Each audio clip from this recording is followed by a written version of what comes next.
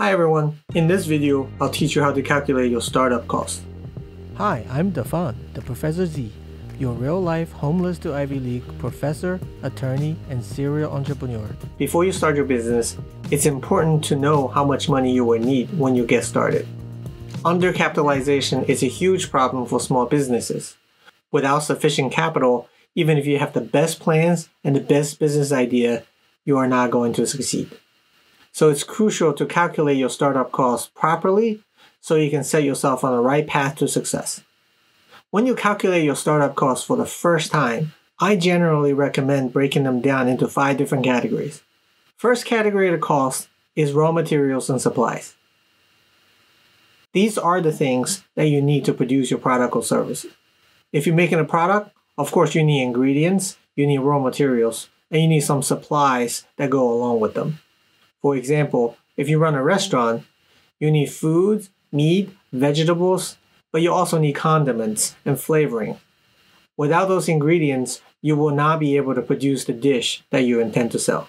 On the other hand, if you're a service business, your raw material is the time that your service providers will use. For example, I'm a lawyer, so my raw material is my time, the time I will use to provide advice for my clients. When it comes to time, even though it's free for me to give, I should still account for the cost of it. That's because my time is valuable. If I'm spending my time providing service for my new business, I'm not able to generate income elsewhere. So whether it's me or someone else, we should still account for the cost of the labor necessary to produce the services. The second category is the production equipment.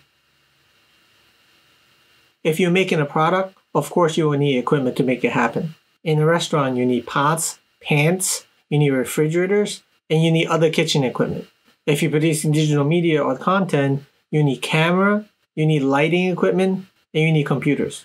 But even if you're providing a service, you will still need certain equipment. Again, as a lawyer, I need computers, I need printers, I need legal research software in order to provide advice to my client. If you're a plumber, you need plumbing equipment, you need tools, you might even need a van to be able to travel to your job. Make sure you include all the equipment necessary to provide the service. You never want to take on your first job and realize you don't have the tools to do it, because by then you might not have the money to purchase the tools necessary. The third category is production personnel. In order to produce a product, you need certain personnel to do so. If you're in a restaurant, you need chefs, you need other support personnel.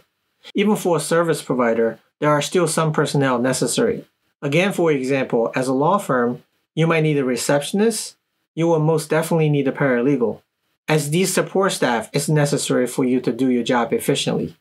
Of course, you can do those jobs yourself, but then you are taking away the time that you can be providing service to your clients directly, and that's going to cost you money.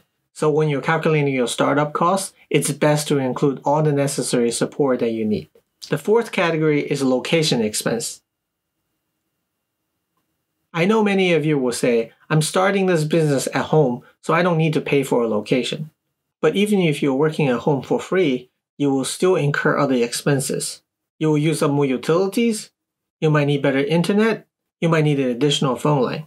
Those are the additional expenses that you have to account for. The tax code actually allows you to deduct those costs as business expenses, so you should definitely account for them.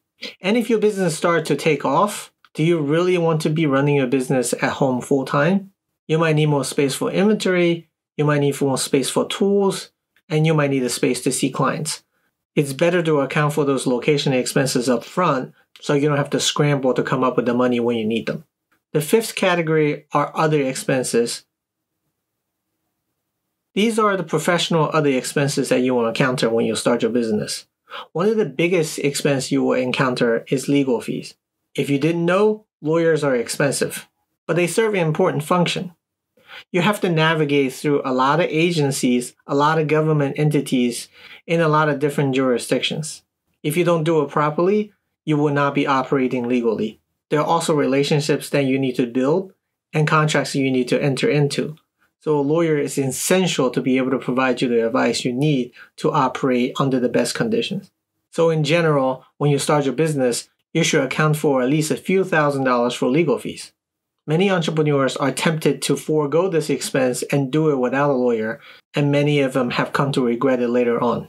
Because many mistakes you make early on might come back to bite you big time and cost you a lot more money than you would have by paying a lawyer upfront. While on that subject, you will also pay a lot of licensing and permit fees. As I said, you will be dealing with a lot of government agencies at different levels. And all these agencies usually charges a licensing or permit fee in order for you to conduct business. And they do add up. This is true just for any kind of business, but it's especially true for regulated business. If you're in healthcare, personal care, or restaurant business, you will have to jump through additional hoops through inspections and licenses and permits. Those costs do add up. One of the best examples in Pennsylvania is liquor license. If you want to run a restaurant and sell alcohol, it will cost you big time. On average, a liquor license in Pennsylvania costs you hundreds of thousands of dollars. So you better plan for it properly if you want to sell alcohol. Last but not least, I also want you to consider including some initial marketing costs. When you first open your doors, you will not have too many customers, if any at all. Running an initial pre-launch marketing campaign is essential to bring that first set of customers. There's nothing worse than opening your doors, have no one come through. That's why you should plan for sufficient marketing costs to enable you to hit the ground running. Even if you're relying on social media marketing, you might still have to budget for costs to produce the content that's used in those efforts. It's important to know that these are just the basic expenses necessary to start a business. Depending on your type of business, you might have many more different kind of costs.